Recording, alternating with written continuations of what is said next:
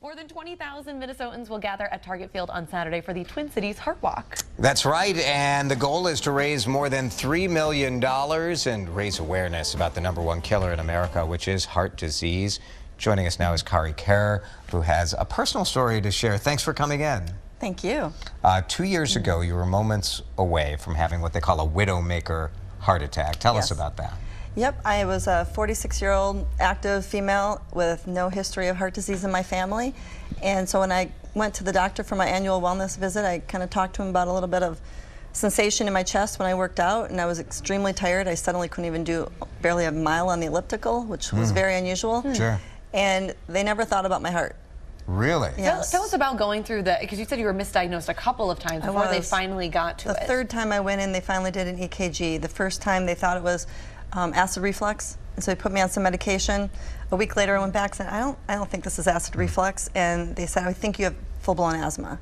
Put me on an inhaler, and about a week later it got far worse just walking my dog. And I went in and they did an EKG, and I was rushed up to a cardiologist and had heart surgery the next day. Oh wow, so you were that close to having a heart attack. I was 95% blockage in my LAD, which is also known as the widowmaker, although cardiologists don't like to call it that. They don't like that term, right? No, they don't. Right. Boy, what a lesson about advocating for yourself, though. The fact that you kept going back and said, like, I don't know. Yeah, I was very lucky, and I was glad that I kept pushing myself. A lot of people don't. They listen to their doctor and just go with it, but you have to listen to your body.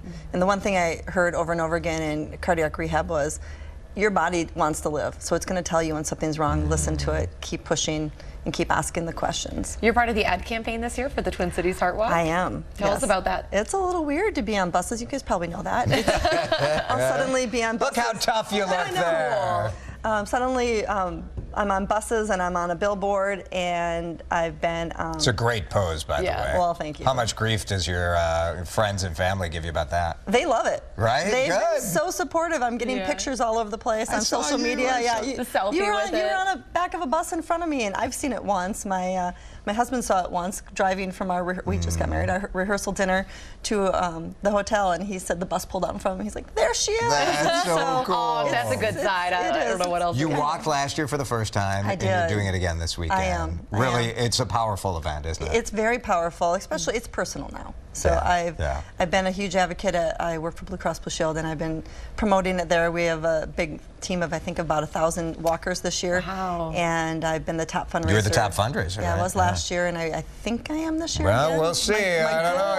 You got a couple more days to step it up. Yeah, I do. The Twin Cities Heart Walk is this Saturday. It's at Target Field. It is free. There's no registration, but donations are encouraged for that if you want to get out there and walk. The gates open at 7, walk at 9:30. There's a 1 mile, 3 mile option. You go through downtown Minneapolis. I think you take the streets, right? Yes. So you're not in the skyways. No skyways. So Eric Dayton will be fine with it. Go to WCCO.com/links for more information. Congratulations on your recovery, and way to go for spreading the message. Thank you very much. Great to have you here.